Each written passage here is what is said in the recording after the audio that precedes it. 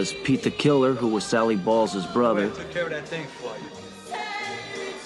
And you had Nicky Eyes. What's up, guy? And Mikey Franzese. I saw that guy. Yeah, I want to see him.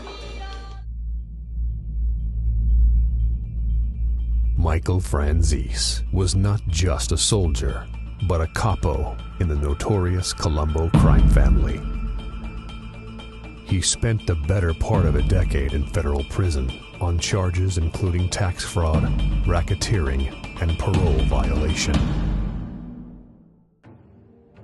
I grew up in New York where there are 5 organized crime families. My dad, Sonny Franzese, was the underboss of the Colombo family back in the 1960s.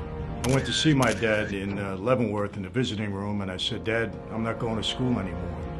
And he said, "Okay, son, but if you're going to be on the street, then I want you on the street the right way."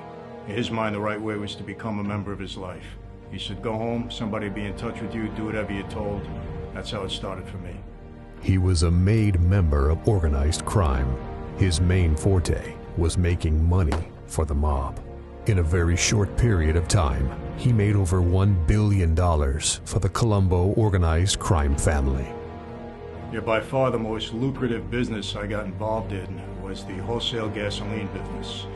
And in a nutshell, we devised a way to collect the taxes, not pay the government the taxes. And I was there to be in business and to make money, real money. Life magazine called him the mob's young genius. The government calls him one of the biggest money earners in the history of organized crime. Handsome and high-living young man, as rich as royalty. And royalty is a prince of the Mafia. Made millions, lived a flashy life, and came to be known as the Yuppie Don. Did you fix any games in college? Absolutely. He says he doesn't have $14 million. He doesn't. He has about $50 million. How do you know that? Because I personally delivered it to him. I was notorious, infamous, maybe sophisticated at times, but I was a criminal.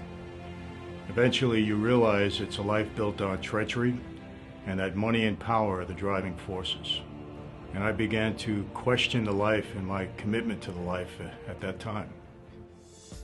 Making the most money for the mob since Al Capone, Michael was the youngest person listed on Fortune magazine's 50 most wealthy and powerful mob bosses. Now, as one of the only guys from that list still alive, Michael has transitioned from powerful mob boss to now speaking in front of thousands of people each week. A lot has changed these past 20 years, but it's safe to say that Michael Franzese is a man on a mission.